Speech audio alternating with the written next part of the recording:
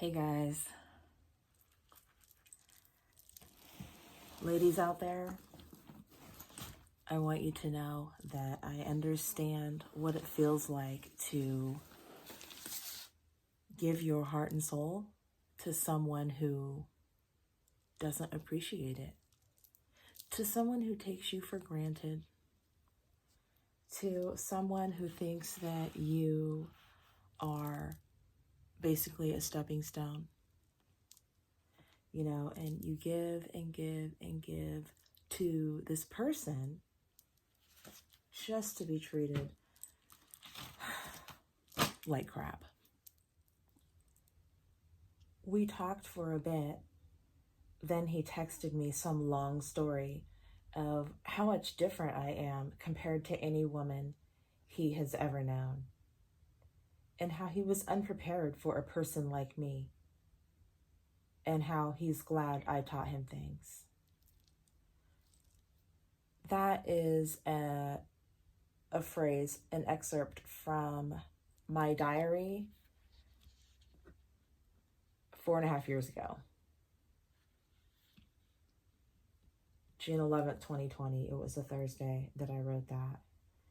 And I'm talking about my son's father in this particular journal entry. And I had forgotten about that. I'm really glad that I keep a journal because it's just really interesting to go back and see, what you were thinking, what you were doing, details that you more than likely would have forgotten if you hadn't written them down. And it's really interesting to go through, just because this is your life. I mean, I wrote down my life on paper. So I'm going to share a little bit of that with you guys. And then there's this point here in my journal where I don't know exactly what date this is. I didn't date it. And there's nothing else written on the other page to let me know, but it's like probably sometime in June of 2020. And so I wrote, when I was younger, I used to dream of what my life would be like. In my dreams, though, there was no disappointment, no unhappiness. I was going to grow up, get married to a wonderful man like my father, and have children, a lovely home, and live happily ever after. Then I turned 18. My mother kicked me out and made me go live with my older brother in Los Angeles. And anyway, I don't know why I was writing that, but obviously I was thinking about that then. And then later in June, this is Wednesday, June 24th, 2020. My lawful husband died Monday afternoon, the day after Father's Day. We had all went to his motel room. I had picked my son's father up after work. He went with me to go grocery shopping for my husband, which apparently neither of us knew would be the last time. We took him his groceries. I said Happy Father's Day, and that was the last time we spoke. He was supposed to call me when he was done with physical therapy so we could go and do his in-home service care. But there was to be no phone call today or ever again. And so when I wrote this journal entry, my daughter's father had passed away 2 days before this. So he died on Monday, the day after Father's Day, in June of 2020.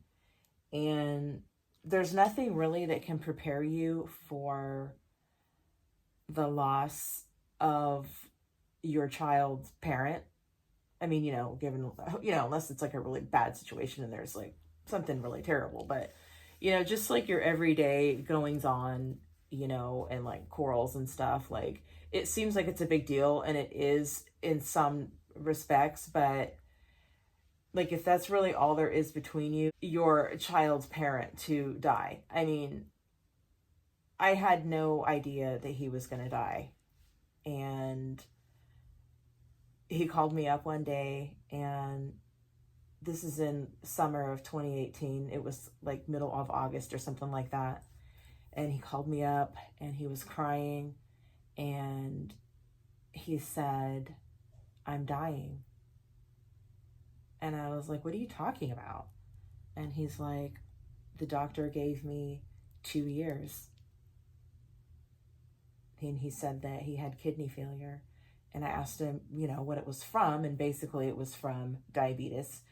And the diabetes, causes high blood pressure and all sorts of other things. So, because he had high blood pressure, one of his kidneys failed.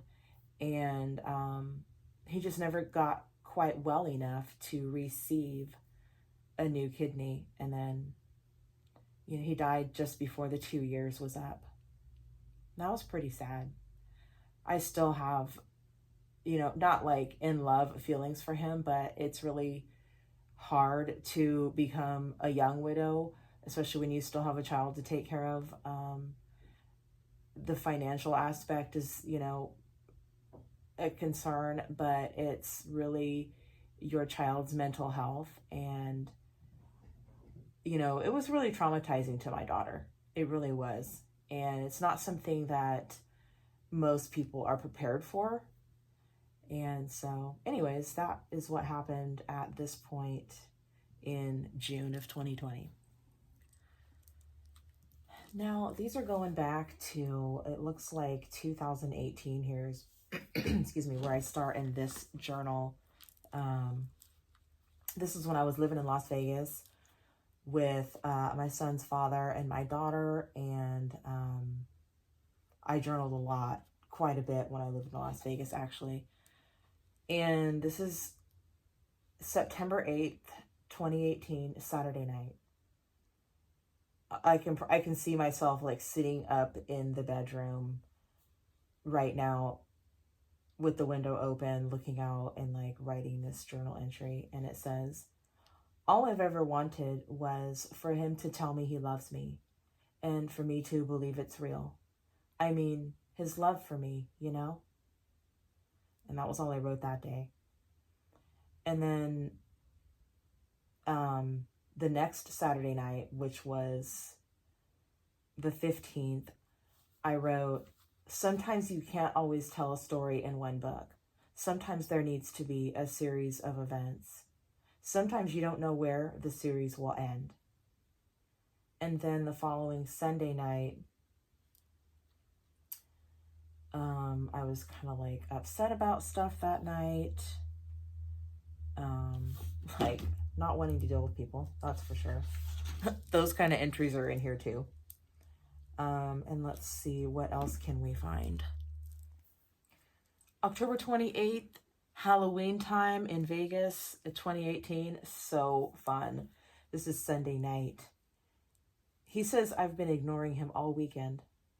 The thing is, I've just chosen to keep my mouth shut." Have you ever done that? Have you ever kept your mouth shut because it's easier than getting in trouble? It's easier for me not to say anything than it is for me to be told to shut my effing mouth. Or I need to pack my things and leave. See, I have chosen not to respond, just like he chose not to respond. It's just that he expects me to do things in a way he is familiar with.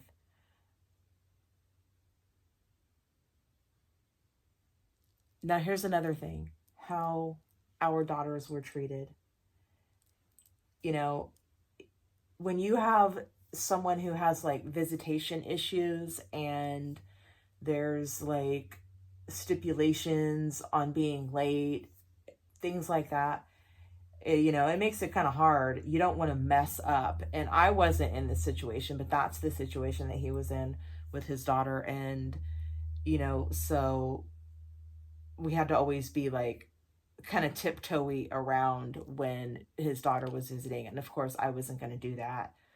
She didn't really live there. I mean, she visited, and it's like I wasn't going to, just act like things were a certain way because his daughter was there all the time. And of course, things got out of hand, as you can see on some previous videos.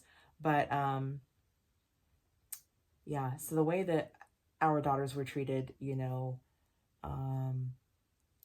it was just like night and day. January 2019. This was the beginning of a lot more stress. Oh my gosh. So I didn't talk all day long. It was quiet. As soon as I talk, he gets mad and I have to shut up again. It's better for me to not say anything, especially the truth. And I know that there are a lot of ladies out there who are in situations like this where they claim that you are saying something that doesn't make sense constantly. Uh, you're pointing out their abrasive or, terrible treatment, and they don't like that. So, you get told to shut the F up and shut up and just be quiet, keep your mouth closed, all that kind of stuff. And I know I'm not the only one out there who has been in a relationship where you were yelled at and that is what was being yelled. When I look back as I'm reading some of these entries, I'm reading some of these before I read them to you guys, just so I can do a little bit of editing ahead of time. But it's just like, I really can't believe that I was spoken to the way that I was and that I was just constantly treated this way. It wasn't just like, once a week or once a month. It was all the time. And this was right before, let's see, if I'm not mistaken, it is right before my son's father started to drink alcohol again.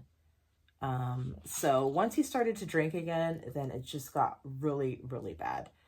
So I wrote this particular day. I come home every day. I cook, I clean, I do laundry, take care of the kids. I work and take my son, I work and take my son's father to dinner way more than he has taken me. I clean up the bathroom. I change the bed and make sure our son has washed clothes and diapers. Plus, I make sure that, he has what he needs to make money. I helped make him some money, and I also would hand the money to him. But then he would turn around and say things like this to me. But all I do, it's nothing. He would say, whatever you're doing, it's nothing. It didn't matter what it was. Or he would say this one, you have mental problems. So when I don't agree with him or, I am standing up to him, I have mental problems. I'm the ungrateful, disrespectful, angry one, while him and his daughter sit on a righteous pillar of perfection. That's what I wrote in March. And by my next journal entry, actually, I want to say that maybe he was drinking by this time. But this was either right after he started drinking again or right before he did. Yeah. He told me that I was a roach on the ground. Like, that's what he described me as, that I was that low.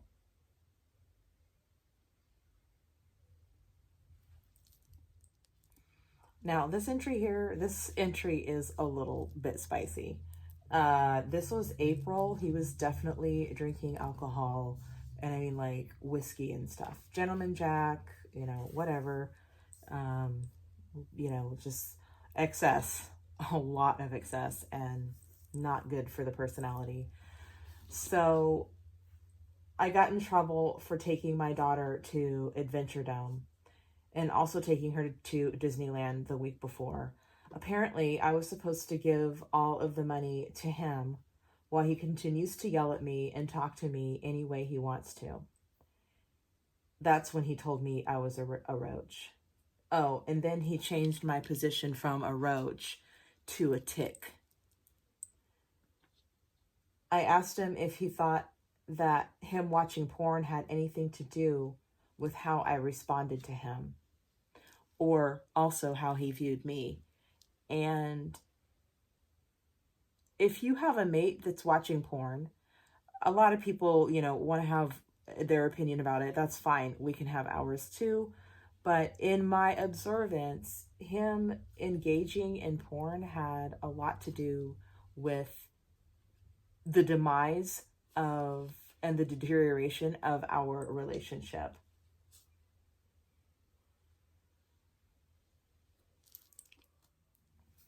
A lot of people think of abuse like, they think that domestic abuse has to involve something physical, but that's not true. Domestic abuse has to do with verbal and emotional abuse too.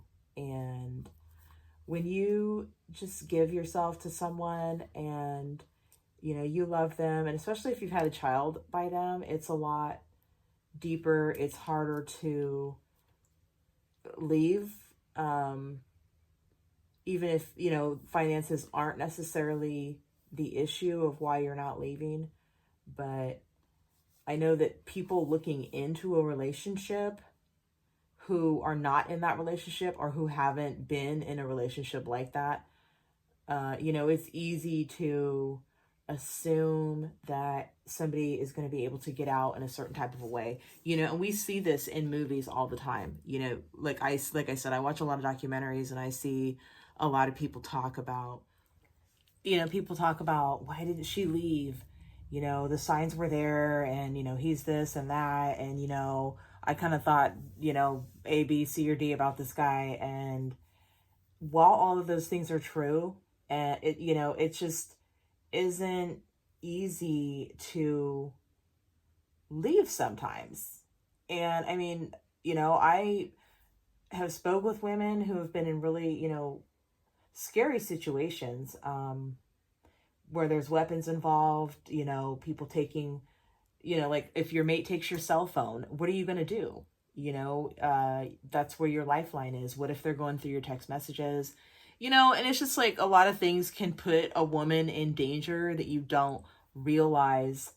And so that's what makes it hard to leave.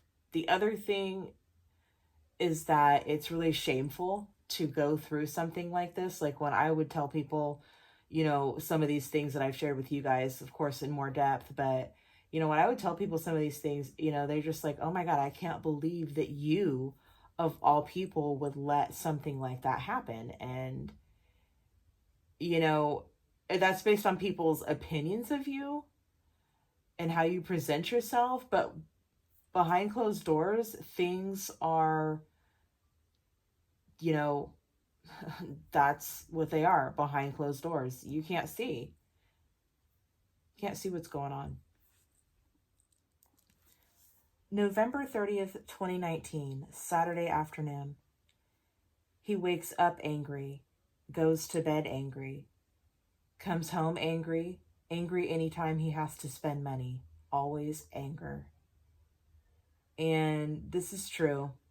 Anytime he has to spend any money, he doesn't want to have to spend it on anyone else but himself. And I guess that, I wrote this way back in November of 5 years ago. So it shouldn't be a shock to me, now that I'm reading this. It's like, oh gosh, I wrote about how selfish he was then. And, he just takes off on us. So it's not a surprise, or maybe it is a surprise. And, I guess I'm just a little stunned. I thought I was more special than I am, and I shouldn't have done that. I shouldn't have assumed that, he was going to be good for me.